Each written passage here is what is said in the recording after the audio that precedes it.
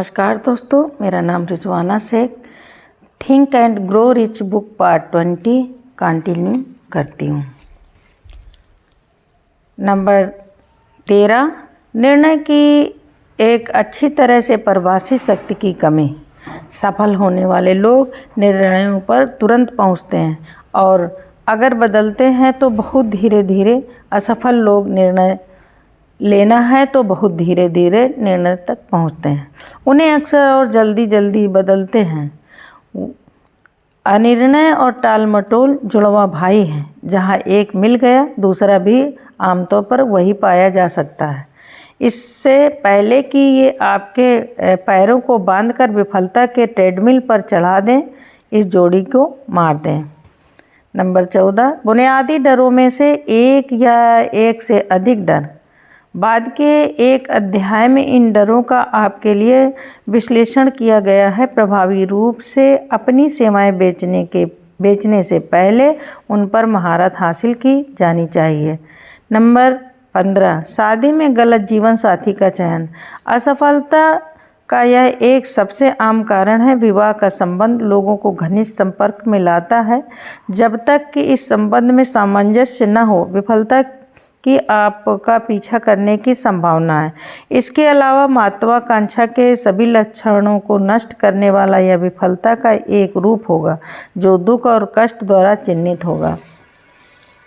Number 16, अति सावधानी। उस व्यक्ति को जो कोई भी जोखिम नहीं लेता, आमतौर पर सभी के चुन लेने के बाद बचा हुआ लेना पड़ता है। अधिक सावधानी भी उतनी ही बुरी है जितनी कि कम सावधानी। दोनों ही से बचना चाहिए। जीवन स्वयं जोखिम तत्व से भरा है। नंबर 17, व्यवसाय में सहयोगियों का गलत चयन। यह व्यवसाय में विफलता के सबसे समान कारणों में से एक है। व्यक्तिगत सेवाओं के विपणन में एक नियोक्ता के चयन में बहुत सावधानी बरतनी चाहिए। नियोक्ता वह हो जो एक प्रेरणा बने और जो स्वयं बुद्धिमान और सफल हो। हम उनका अनुसरण करते हैं जिनके सबसे ज़्यादा निकट होते हैं। एक ऐसा नियोक्ता चुनो जो अनुसरण करने लायक हो। नंबर 18, अंधविश्वास और पूर्वाग्रह। अंधविश्वास डर का एक रूप है। यह अज्ञानता का भी एक संकेत है। सफल होने वाले लोग दिमाग खुला रखते हैं और किसी से नहीं डरते। नंबर 19, एक गलत पेशे का चयन। कोई भी आदमी उस प्रयास के मार्ग में सफल नहीं हो सकता जिसे वह पसंद नहीं करता। व्यक्तिगत सेवाओं के विपणन में सबसे ज़रूरी कदम एक व्यवसाय को चुनने का है जिसमें आप पूरे दिल से अपने आप को झोंक सकें। नंबर 20, प्रयास की एकाग्रता की कमी। सभी व्यापारों की थोड़ी थोड़ी जानकारी वाला व्यक्ति शायद ही कभी किसी एक में कुशल हो सकता है। अपने सभी प्रयासों का ध्यान एक निश्चित मुख्य उद्देश्य पर लगाओ। नंबर 21, अंधाधुंध खर्च करने की आदत। खर्चीले व्यक्ति कभी सफल नहीं हो सकते, जिसका मुख्य कारण है वह हमेशा गरीबी के डर में खड़ा रहता है। अपनी आय का एक निश्चित प्रतिशत एक तरफ रखकर व्यवस्थित बचत करने की आदत बनाएं। व्यक्तिगत सेवाओं की बिक्री के समय बैंकों में पैसा आपको साहस की एक बहुत ही सुरक्षित नींव देता है। पैसे के बिना जो भी आपको पेश किया जाता है वह लेना ही होगा और इसे पाकर खुश होना चाहिए। नंबर 22, उत्साह की कमी। उत्साह के बिना कोई विश्वसनीय नहीं हो सकता। इसके अलावा उत्साह संक्रामक है और जिसके पास भी यह नियंत्रण में है, आमतौर पर उस व्यक्ति का लोगों के किसी भी समूह में स्वागत किया जाता है। नंबर 23, असहिष्णुता। किसी भी विषय पर एक बंद दिमाग वाला व्यक्ति शायद ही कभी आगे जाता है। असहिष्णुता का अर्थ है जब किसी ने ज्ञान प्राप्त करना बंद कर दिया हो। असहिष्णुता के सबसे विनाशकारी रूप धार्मिक, जाति और राजनीतिक विचारों के मतभेदों के साथ जुड़े हुए हैं। नंबर 24, असंयम नशाखोरी के सबसे विनाशकारी रूप खाने, मदिरा और यौन गतिविधियों के साथ जुड़े हुए हैं। इनमें से किसी भी अति सफलता के लिए घातक है। नंबर 25, दूसरों के साथ सहयोग में असमर्थता। इतने अधिक लोग अन्य सभी संयुक्त कारणों से भी अवसर नहीं खोते जितने इस गलती के कारण जीवन में अपने पदों और बड़े अवसरों को खो देते हैं। यह एक गलती है जिसे कोई भी अच्छा जानकार व्यापारी या नेता बर्दाश्त नहीं करेगा। नंबर 26, स्वयं प्रयास के माध्यम से हासिल नहीं की हुई शक्ति का स्वामित्व। धनी लोगों की बेटियां और बेटे और दूसरे जो उस पैसे के वारिस हैं जो उन्होंने नहीं कमाई, किसी ऐसे के हाथ में शक्ति जिसने इसे धीरे धीरे हासिल नहीं किया, सफलता के लिए अक्सर घातक हैं। जल्दी से मिली अमीरी गरीबी से भी ज़्यादा खतरनाक होती है। नंबर 27, जानबूझकर बेईमानी। ईमानदारी का कोई विकल्प नहीं। एक स्थायी छत के बिना कोई व्यक्ति परिस्थितियों के बल द्वारा स्थायी रूप से बेईमान हो सकता है जिस पर उसका कोई नियंत्रण नहीं है, लेकिन ऐसे व्यक्ति के लिए कोई उम्मीद नहीं जो चुनाव से बेईमान है। कभी ना कभी वह अपने कर्मों के साथ पकड़ा जाएगा और उसे प्रतिष्ठा की हानि और शायद स्वतंत्रता की हानि के रूप में भुगतान करना होगा। नंबर 28, अहंकार और घमंड। ये गुण लाल बत्तियां हैं जो दूसरों को दूर रहने की चेतावनी देती हैं। ये सफलता के लिए घातक हैं। नंबर 29, सोच के बजाय अनुमान लगाना। अधिकांश लोग इतने उदासीन या आलसी होते हैं कि सही ढंग से सोचने के लिए तथ्यों को भी प्राप्त नहीं करते। वे अटकलबाजी या तीव्र निर्णय के द्वारा बनाई गई राय पर कार्य करना पसंद करते हैं। नंबर 30, पूंजी की कमी।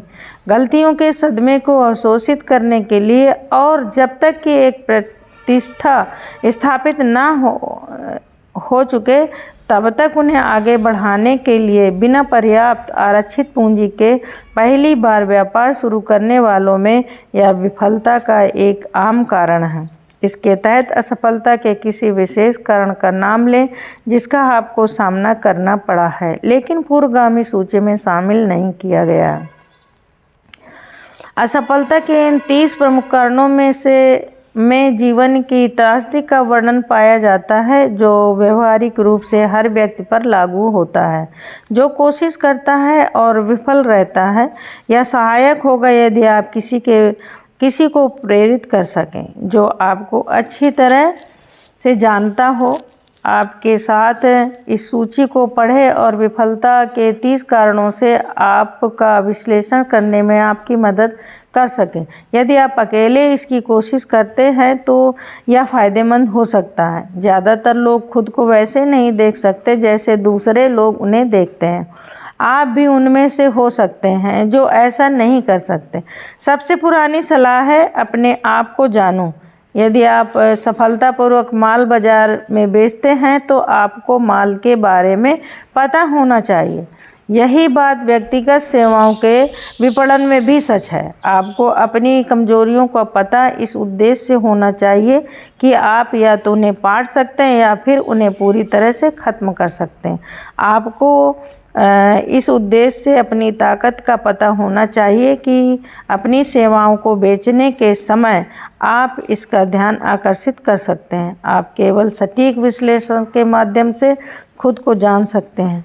स्वयं के संबंध में अज्ञानता की मूर्खता एक युवक द्वारा प्रदर्शित की गई जिसने एक पद के लिए एक नामी ग्रामी व्यापार के प्रबंधक को आवेदन किया।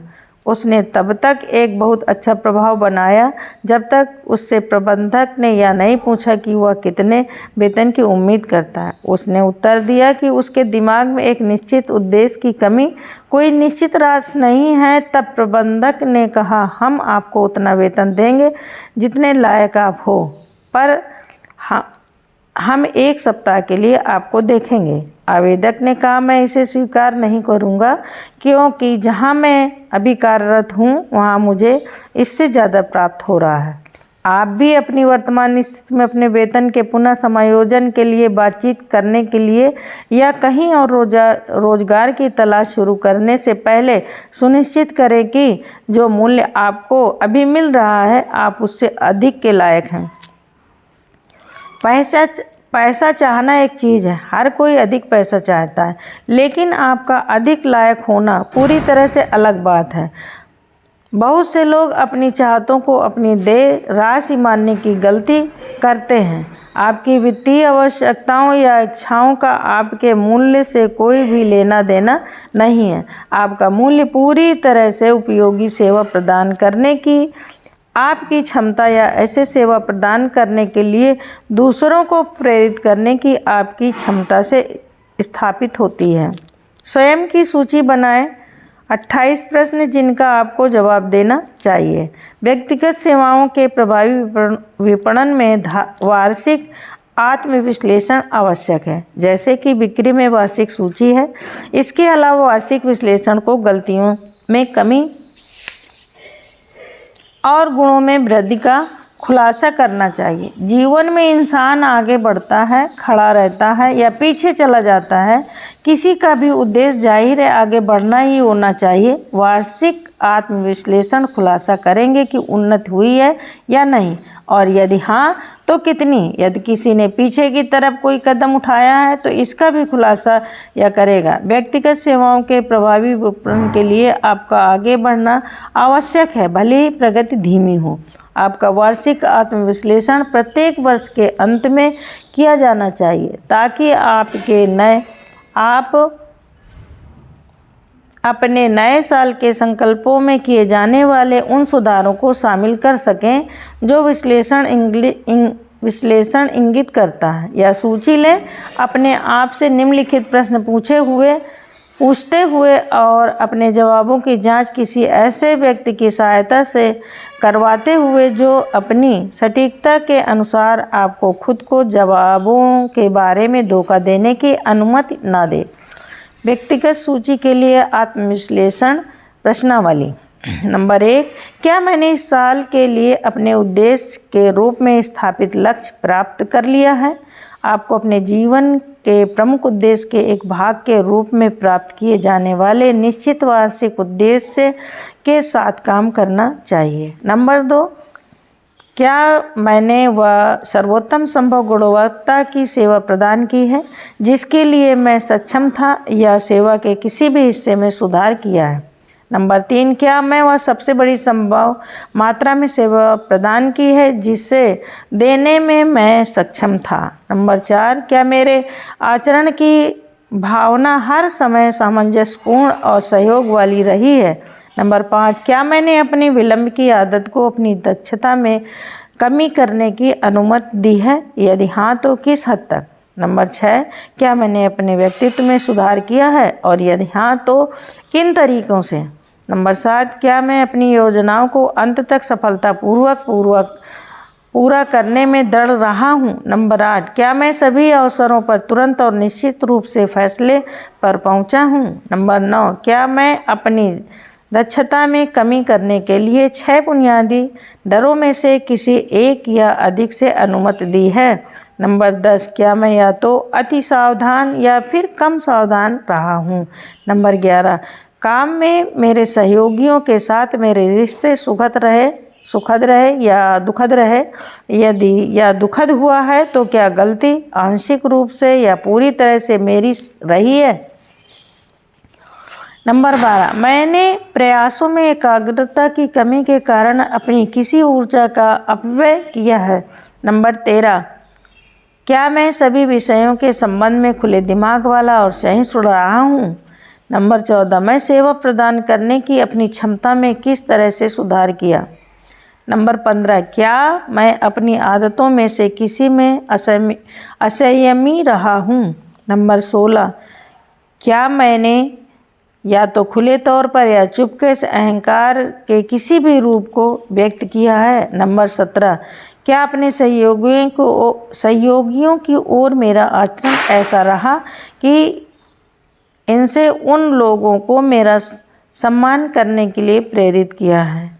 नंबर 18, क्या मेरी राय और निर्णय अटकलबाजी पर आधारित रहे हैं या विश्लेषण और विचारों की सटीकता पर आधारित रहे हैं? नंबर 19, क्या मैंने अपने समय, अपने खर्चे और अपनी आय का बजट बनाने की आदत का पालन किया है और क्या मैं इन बजटों में सतर्क रहा हूँ? नंबर 20, मैंने कितना समय लाभहीन प्रयास करने के लिए समर्पित किया है जिनका इस्तेमाल मैं बेहतर लाभ के लिए कर सकता था? नंबर 21, मैं अपने समय का फिर से बजट कैसे बना सकता हूं और अपनी आदतों को बदल सकता हूं ताकि आने वाले वर्ष के दौरान और अधिक दक्ष हो सकूं? नंबर 22, क्या मैं अपने किसी भी आचरण का दोषी हूं जिसे मेरे विवेक ने स्वीकार नहीं किया? नंबर 23, किन तरीकों से मैंने उससे भी अधिक और बेहतर सेवा प्रदान की है जितने के लिए मुझे भुगतान किया गया है? नंबर 24, क्या मैं किसी तरह से किसी के प्रति अनुचित रहा हूँ? यदि हाँ तो किस तरह? नंबर 25, यदि मैं इस वर्ष के लिए अपनी ही सेवाओं का खरीदार होता तो क्या मैं अपनी खरीद से संतुष्ट होता? नंबर 26, क्या मैं सही व्यवसाय में हूँ और यदि नहीं तो क्यों नहीं?